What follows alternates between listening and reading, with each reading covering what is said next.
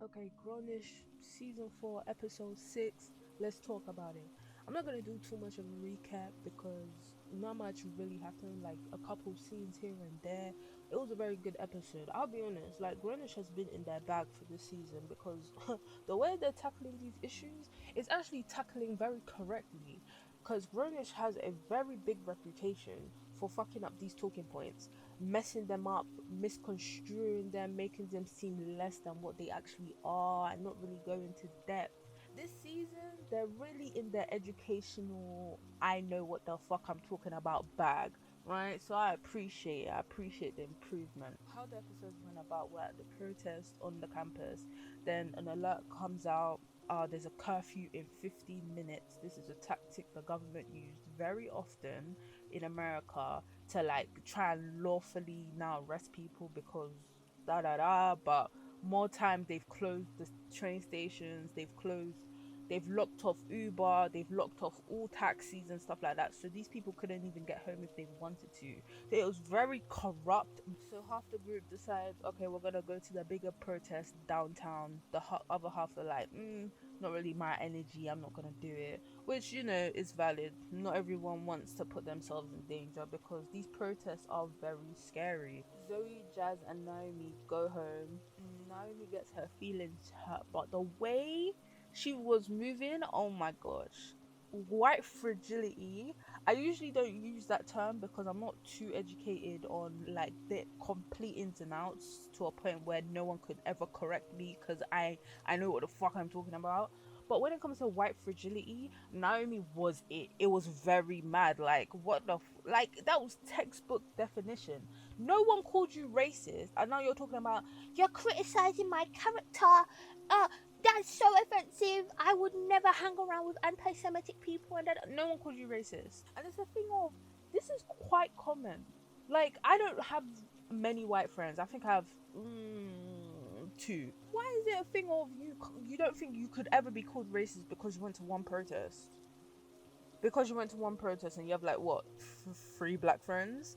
I don't know. Like it's giving very much you are mad, you are insane. So you're telling me your ideology must be pish posh perfect, and black people should just be we should just never correct you for the mindsets that you hold and the ideologies that still remain in your thick head. Like what? Like why are you crying? Oh my gosh, she was moving so mad.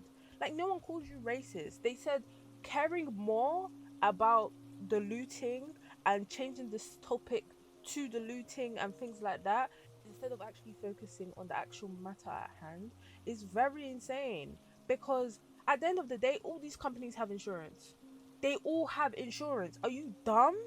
They all having oh my gosh, this is what how was happening during the like actual lootings, because they were saying, oh, why can't you just be peaceful? What was the civil rights? What was the civil rights? Nah, because if the civil rights was happening right now, you would be talking about, oh, you shouldn't be burning down buildings, like that's bad vibes, that's bad vibes. Like shut the fuck up.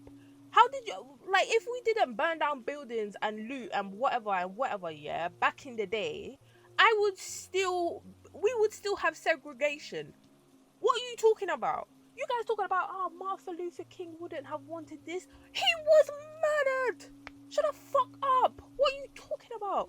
People that know nothing about racism, that know nothing about the experience of being like hate crime, they have so much to say. Just shut the fuck up. It pisses me off so much. All this pixel pipe. If black people just acted, better, then we wouldn't have racism. That's not true. Oh my days, I had a conversation with someone like that. Yeah, I was like, that's racist. That's racist for like the exact same conversation that they're having with Naomi. I had this conversation with someone. I was like, that's racist, like ideology, because that's not what happens. You can have a perfect black person, but when it comes to how racist people think, they'll say, oh, you're one of the good ones. All the time, you're one of the good ones. They don't see black people as a collective unless it's bad. They only see black people as a collective when it's when they're trying to be racist, when they're calling us monkeys and stuff like that. But when there's a person that's black and they like them, it's like, oh, you're the exception, right? So if every black person was just perfect, and white people aren't perfect in any regards, but we don't group you guys together. We don't group you guys together negatively like that. So I don't understand. I don't get it. And I know someone's gonna be like, oh, actually, this black person in when I was 17 was like, he said I can't dance. Shut the fuck up. I don't care. I don't care. I don't care. Oh my gosh. You guys are such babies. Huh? People are getting killed in the streets and you're here talking about, well, someone said I cannot season chicken. Shut the fuck up. It's so annoying because you correct someone and they're like, oh, you calling me racist? Well, if the shoe fits, bitch, the fuck? I didn't call you racist, but since you're so defensive about it, it's giving me the vibe. But yeah, by the end of it, Naomi only clocked that she was moving mad when she called her mum. Then the other plot line was at the protest downtown. Luca's sister gets lost. Luca tries to call his sister on Dog's phone. Doesn't have service. Luca tries to text his sister. He sees the conversation between her and Doug and he's like, did you sleep with my sister? Like, Doug was like, oh, we only lips there. But in my mind, I was like, okay, I knew this was coming because, what the fuck. I never supported that whole dynamic in the first place. I thought it was very weird and it was just problem coming. And see, the problem has arisen. And that was weird. And then we found his sister and his sister was crying because obviously she's been, I think, pepper sprayed or tear gassed, one of the two. And then we have Harvey. I would not hesitate to think he was a racist because the way he's always got something in his mouth to say, like, what? Even that joke. Ah ha ha ha! Oh, I'm just trolling. It's a joke. It's so funny. It's so funny to call black people criminals. Ah! But like, sir, you're telling me you have no spatial awareness? Is this the time and place to do comedian? And before someone's in the comments like, oh, you can't make jokes about black people anymore. Making a joke that black people are criminals, I don't think that's funny. Last episode, he made a comment saying, why are we all saying about race? Like, we need to hang out with my friends instead. We don't talk about race. You need to talk about sports or something. Like, do you want to be police one day? Is that your dream job? Because it's so weird when people are like, oh, I thank you for your service. Because in my mind, it was like, when he did that, it was just like, okay, these people are literally on their lunch break. They didn't even turn around to be like, no problem, you know? You just look like a pick-me. But I'm just glad they're not together anymore. And he's not worth her time at all. He's weird. Weird guy. Fucking loser.